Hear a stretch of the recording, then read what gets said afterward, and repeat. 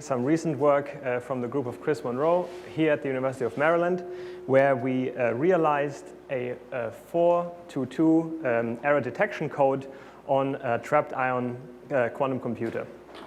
And this code was already mentioned in this conference a couple of times, but I'll just remind you, this is what the encoding looks like. So we have 2 logical qubits, which we encode on 4 physical qubits.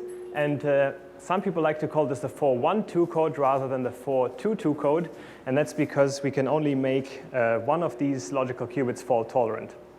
And since this is my first error correction related experiment, I'm sort of literally the man off the street who you ask, what is your fault tolerance definition? And so I'm using definition 1, which means no single physical error during the encoding can cause a logical error. And that is true for one of the 2 logical qubits here. One thing that is a bit dangerous when encoding logical qubits is using bare ancillas, because they can tend to add errors pretty easily via single ancilla errors. But it turns out that this code can actually be made fault tolerant even with a bare ancilla. These are the logical operators to change the state of the logical qubit, and these are the check operators we need to apply to measure the syndromes. This is the code in the X spaces, and this here is basically a graphical representation of these operators. Now, I will make a strong disclaimer to say that this is an error detection code. We cannot extract enough information to correct errors. All we can tell is whether or not an error has occurred. So we'll have some information from an ancilla, and we will measure the parity of the code qubits at the end. And that will indicate to us whether or not this run was successful or if we need to discard it. And we do that in post-selection. OK. So this is an encoding circuit for logical state 0, 0. And in order to realize this fault tolerance for one of the logical qubits, you have to make a choice, a wise choice on how to order these gates here to create that state. And so this is state 0, 0. And if an error happens anywhere in the circuit, for example, right here, it'll propagate like this, and finally like that. And it'll change the state from this state to that, which is not part of the code space. And so we will see that it has odd parity, and we'll know to discard it. And this is true for an error placed anywhere in the circuit, except at one particular place. And given the audience here, it's probably most of you will have guessed it already. It's right here. If an error happens here, it'll propagate like this.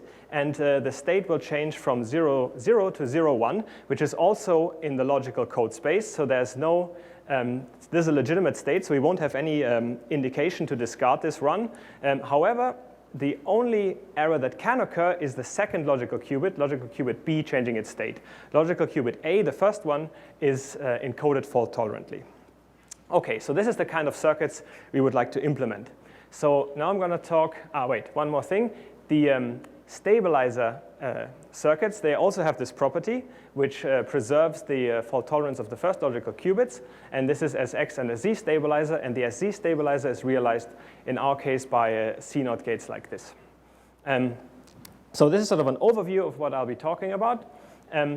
This is a realization with trapped ions. And since I'm sort of the first talk in this trapped ion session, I thought I'll spend 5 minutes talking about why using trapped ions as qubits is such a good idea.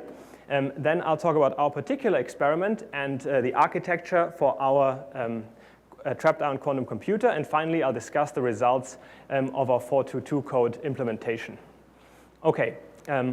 If we want to build a quantum computer, of course, there are certain requirements on the physical system to make good qubits.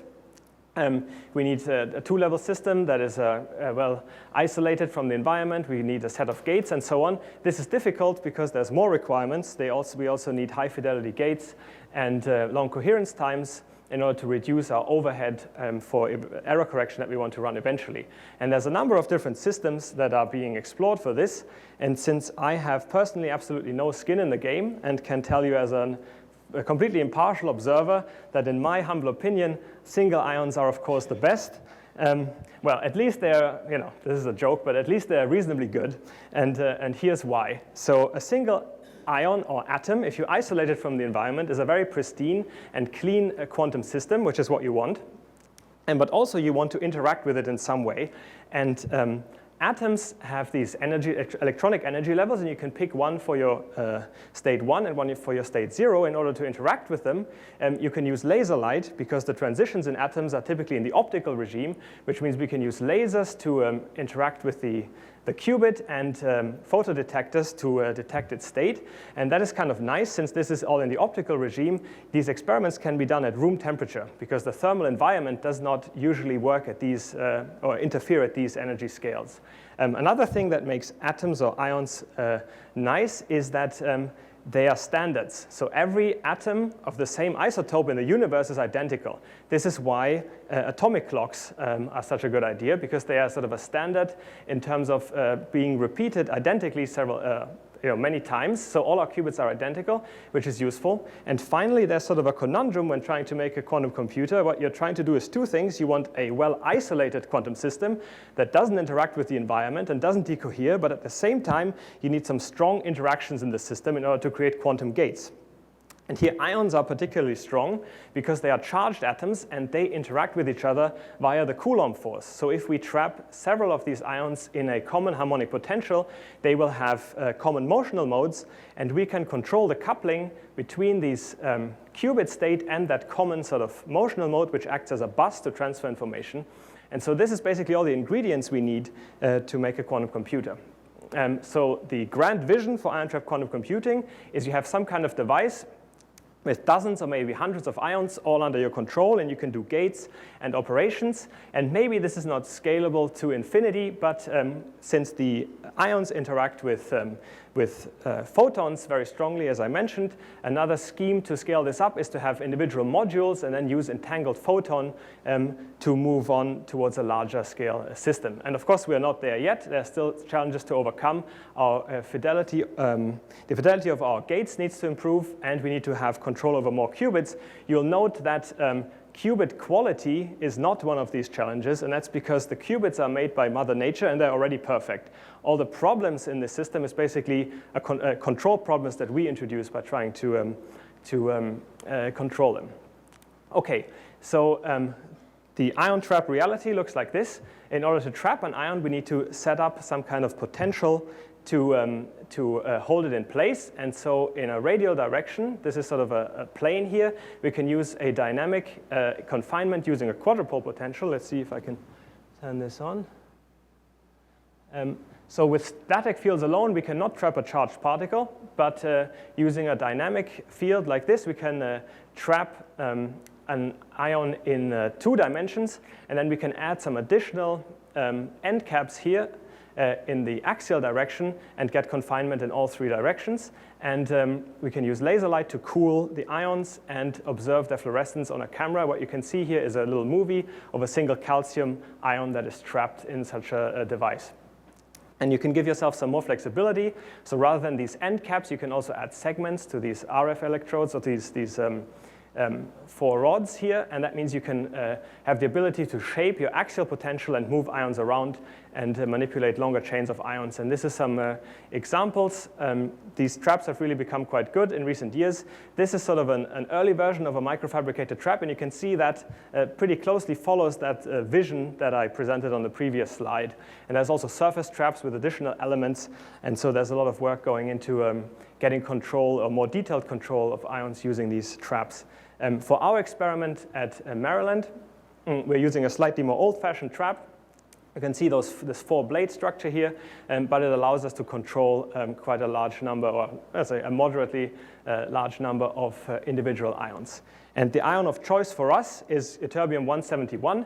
This is a level diagram and looks rather complicated, but you only need to focus on this particular place here, which is our 2 qubit states. And you can see they have a magnetic quantum number 0, both of them, which means they're insensitive to the magnetic field, which is a main source of decoherence. And without trying particularly hard, you can get coherence times on the order of a second.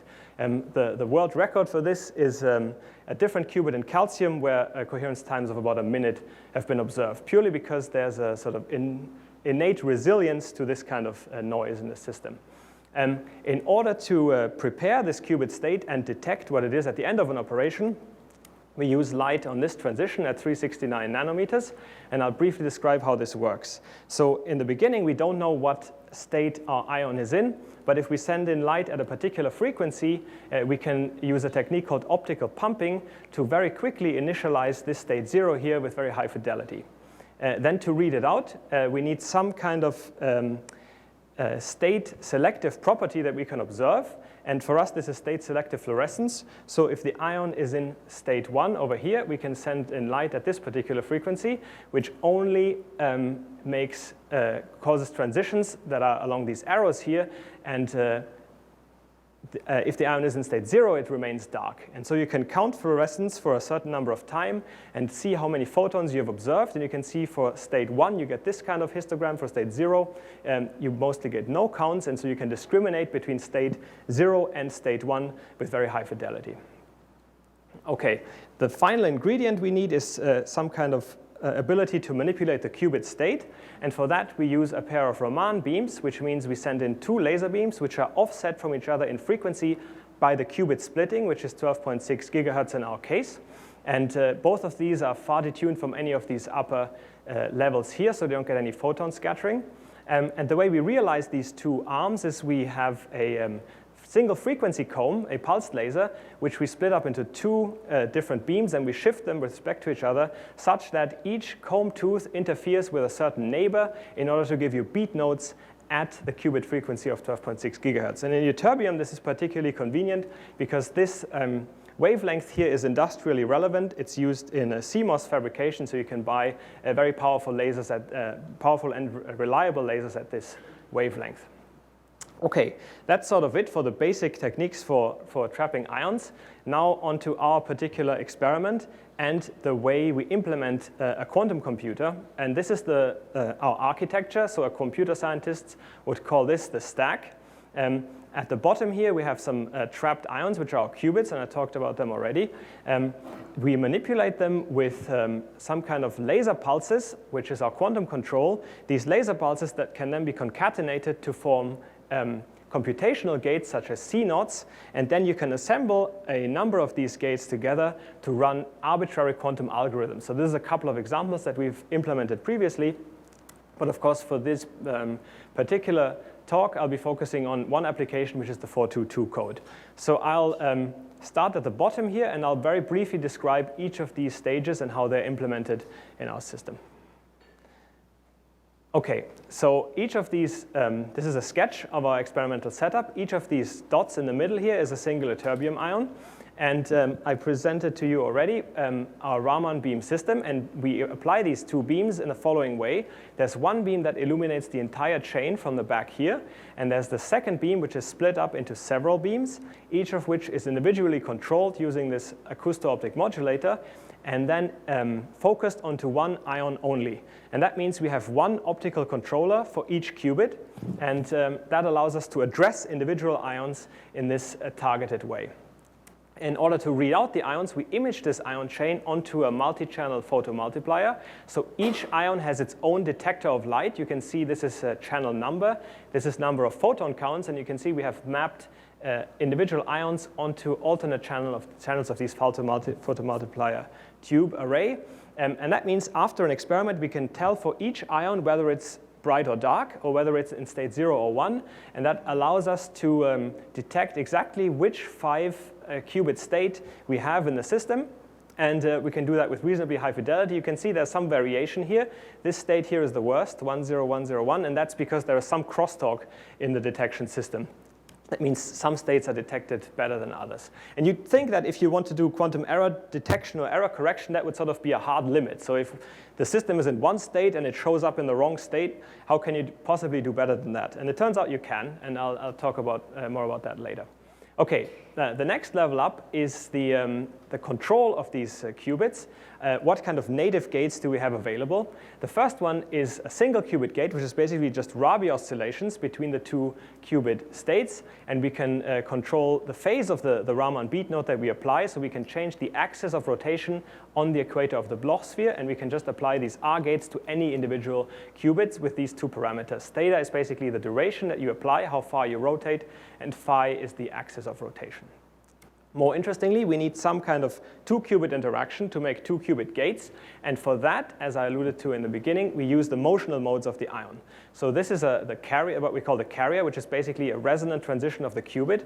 But if you detune by a motional frequency in the trap, you get these sidebands. And these sidebands mean you change the qubit state and you add a quantum of motion to these harmonic modes in the trap. And these harmonic modes are shared between all ions in the trap. And so they can act as a bus to transfer information from one to the other.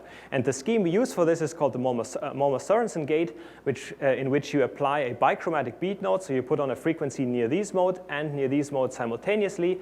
And you get a unitary operator that looks like this. It has two terms. One is a displacement operator in phase space, which means you add some motion to the system.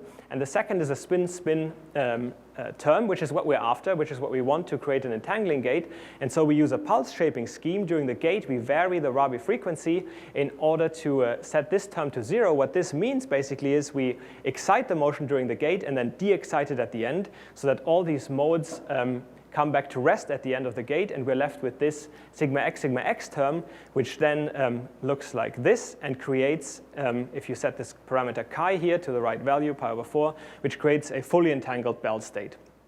And we can do this between any pair of ions in our chain simply by turning on a specific pair of these individual addressing beams and applying this, this pulse shaping operation. And so that means our ion chain constitutes a fully connected system of 5 qubits, because each of these gray lines is a 2-qubit interaction, and we have all of these available in our system. Okay, after having these native operations, we can create some sort of computational gates that you would find in a quantum information textbook. For example, the Cnot gate. That's sort of going to be the most important one for this 422 application that I'm going to talk about later. It's basically a controlled NOT gate. In order to create it, you need one of our XX gates, and you surround it with a number of individual rotations to create that, this particular gate. And since there are 10 pairs of 2 qubits in our system, there are 10 different Cnot gates, and this is data for all 10. And you can see that we do them reasonably well with a typical success probability of like 96, 97%. So we typically have a 2-qubit error in our Cnots of maybe 2 or 3%. We can also do more complicated things. I'm just going to show sort of the most complex gate that we've implemented so far. It's a controlled NOT or Toffoli 4 gate. And so this is a 4-qubit gate, which flips the state of the target if all 3 controls are 1. And this is the circuit you need to implement this gate. I mean, never mind the details, but you can see it's a complicated circuit with about 11 XX gates. And if we run this on our system, we get a matrix which is very close to the target with about 70% fidelity. And so using these compiled gates, and we call them modular gates, because all the parameters that you need in order to implement each XX gate is sort of saved in the system. So if you invoke this Toffoli 4 gate, the compiler will look up these parameters and create a sequence that corresponds to this Toffoli 4 gate. And so once you have these computational gates, you can go on and implement any quantum algorithm you like that you have written down as a series of these computational gates. And in this particular instance, we want to run the 422 code as an example. So this is the circuit I showed in the beginning. This is basically the circuit we want to run in order to encode logical state 0, 0. This is what it looks like. And this is the data right here. These numbers here are the output states all the way from 0, 0, 0, 0 to all ones over here. And you can see we mostly get population in the 2 correct states here with about 90%, which makes sense because we have to do 3 Cnots. Each has maybe 2 or 3% error. So it gets interesting now if we take this and break it down by logical state. So we look at the output of our circuit, we measure it. If it's in the code space, we accept it. Otherwise, we reject it. And then we break those runs that we kept down by logical state. And this is the target state, and these are the others. And this is the result of that breakdown. You can see this is the logical qubit A, 0 and 1, logical qubit B, state 0 and 1, and this is the probability of getting that state on a logarithmic scale. And you can see we get the correct state with a very high probability, 98%. But what's more important is that almost all of the error, 1.7%. Almost all of the error comes because logical qubit B, the non-fault-tolerantly encoded qubit, changes its state. The error on logical qubit A is very small, an order of magnitude smaller, only in the sort of 0.1% range. And this makes sense because logical qubit B has one error channel that I pointed out to you in the beginning, which means you expect logical qubit B to fail with a rate of about 1 gate error. And this is what we get, and logical qubit A should only fail with that rate squared, roughly. Okay, so now we can do something slightly more involved, which is prepare this state and then measure the stabilizers, SZ and SX in turn. So this is an example of one of these stabilizers, and these are the results for SZ and SX. And you can see the target states are actually much lower because now we're doing 7 Cnot gates in this circuit, so the fidelity is lower. We have less population in these two target states, but what happens if we break it down by logical state? You can see the results are still very similar. Very high population in state 0, 0, and most of the error in logical qubit B. So that means we have a well-protected logical qubit A, but we do pay a price for this pristine logical qubit, and that is a finite yield. So we do throw away some of these runs. So I'll give one example.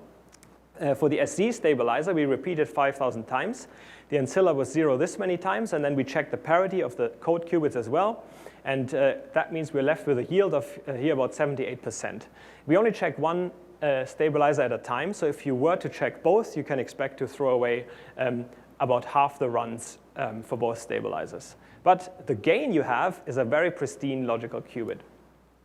Okay, and we can do this for various other basis states. I'm not going to go through all of them. I'll just point out one interesting example, which is 0+, where we encode the two logical qubits in different bases, and if we measure in the basis of the fault-tolerant encoded qubit, we get a very low error. If we measure in the basis of logical qubit B, we get a rather higher error over here. Okay, and so now that we've shown this, we can sort of test this code and sort of push on it a little bit, see how much error it can tolerate. So one test you can do is you can add some coherent rotations in between the preparation and the stabilizer measurement step. And so here we apply these Rx gates on these two qubits with a variable angle theta. And what this does is the following. If theta is 0, you just stay in state 0, 0. If theta is pi, you go from state 0, 0 to state 1, 1, which constitutes a transversal gate. So you flip the state of both logical qubits by just doing individual rotations on individual physical qubits. Now, anywhere in between, if theta is not pi or 0, you've also introduced an error. You'll be in a superposition of 0, 1, and some state that is not in the code space. And so it's interesting to see whether or not the code is able to discard those errors. These are the results. We start on the left with theta equals 0. So we're almost entirely in state 0, 0. And then as we move over to the right, you can see 0, 0 goes down, and we end up almost entirely in state 1, 1. And this red curve here is state 0, 1. That constitutes an error on the logical qubit B initially, so it's a few percent. But then these two, 0, 1 and 1, 0, change their role as we go from left to right. So on the right here, you can see the red curve is down, and the yellow one is up at about 1%. And that makes sense because a flip of the fault-tolerant qubit brings you from 0, 0 to 0, 1 on the left, but on the right, it brings you from 1, 1 to 1, 0. And that means these two have to change their role. So how does this compare to expectations? This is the state in general if you include these rotations. So you can see here 0, 0, 1, 1, and some state that constitutes an error. And these are the two states that I showed before. On top of these ideal curves, NIE stands for no intrinsic error. So if I did this with perfect gates, this is the curves I would expect. And you can see these curves lie pretty close on these expectations. The biggest difference, of course, is this offset at the end, right? The experimental data doesn't go to -infinity on a log scale, so to 0, but there is some error that is due to the gates that we use in the encoding, which means we have this sort of plateau where the errors end up.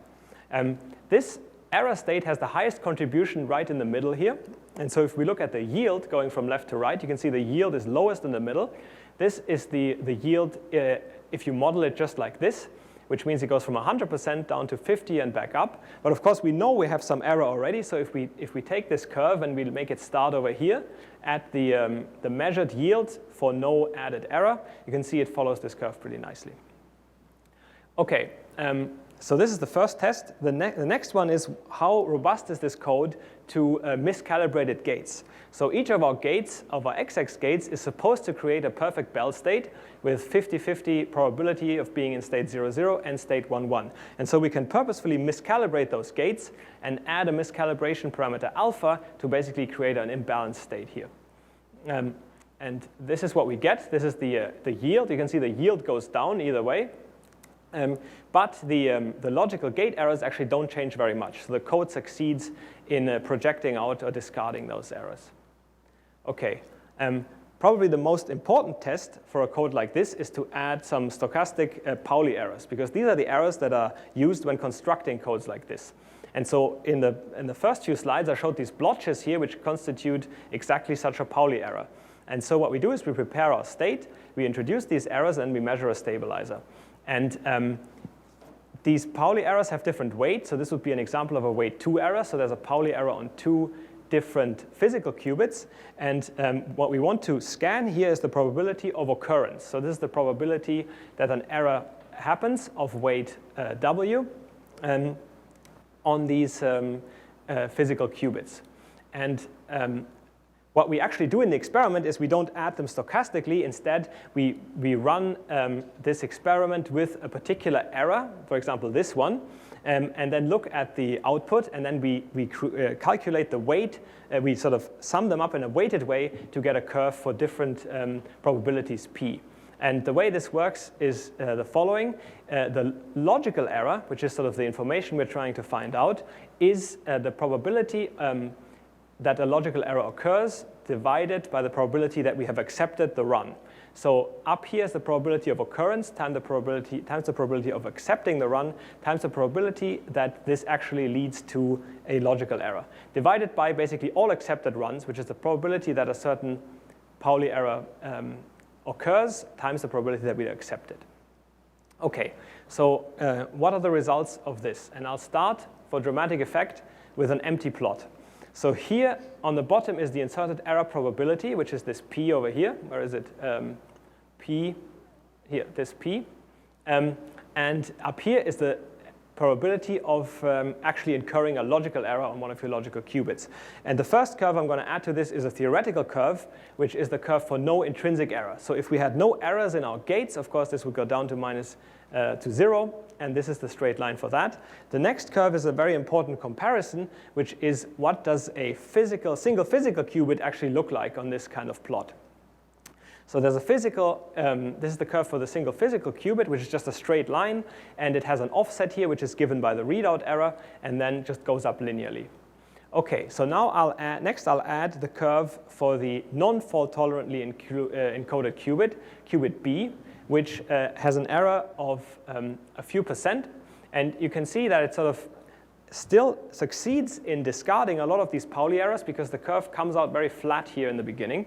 And for a high enough inserted error probability, it even succeeds in beating the physical qubit. But that's only at a few % error.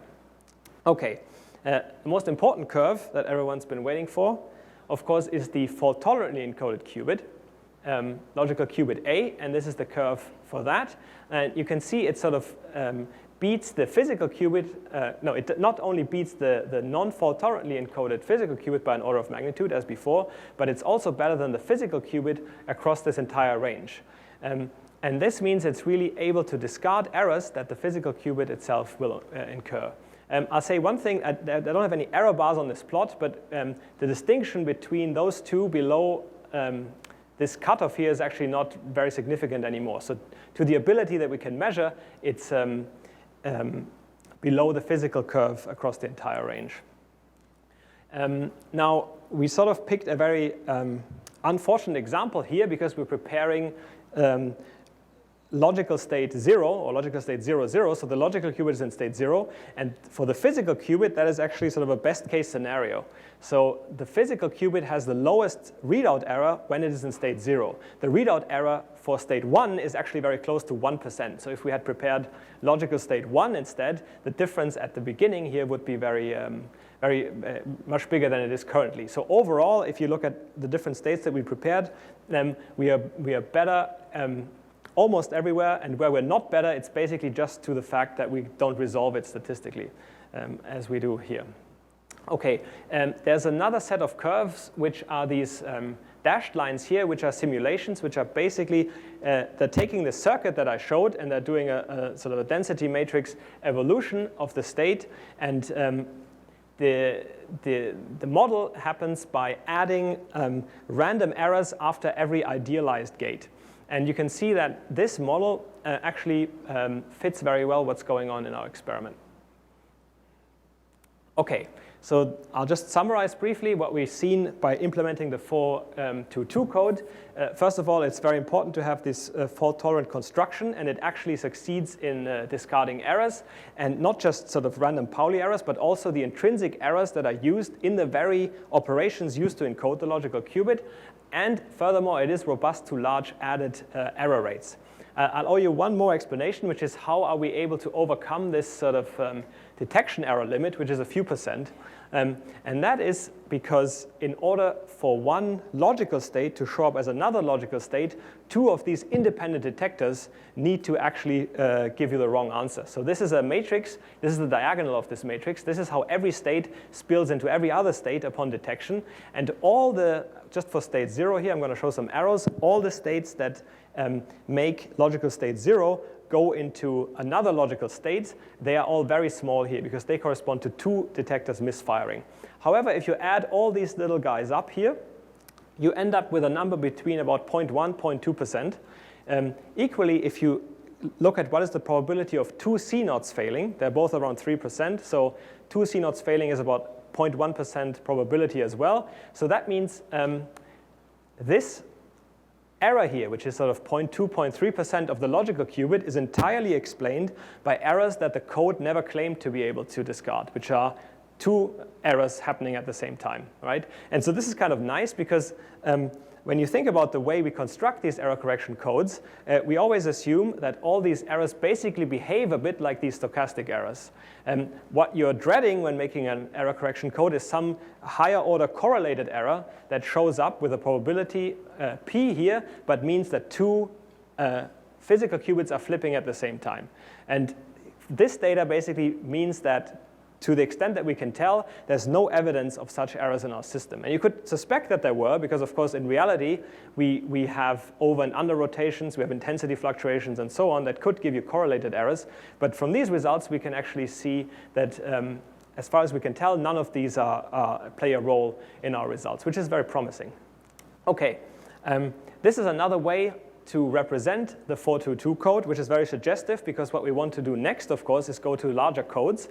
And so this 4.2.2 code is just one plaquette of a larger family of codes. And maybe you saw this poster from Ken Brown's group yesterday, which is the Bear 712 code. And of course, several people have already talked about the surface code at this conference. So this is the kind of thing one would like to do next when going to a larger system and actually implement a code that can't just discard errors, but also is able to correct them. And this is sort of the smallest size system that you need to demonstrate such a thing. And the main improvement that we need to make in our system to achieve this is, of course, control over more qubits. And this is how we're planning to do this. Rather than having a whole room full of optics and cables, this is a very much a sort of systems design approach to building this experiment.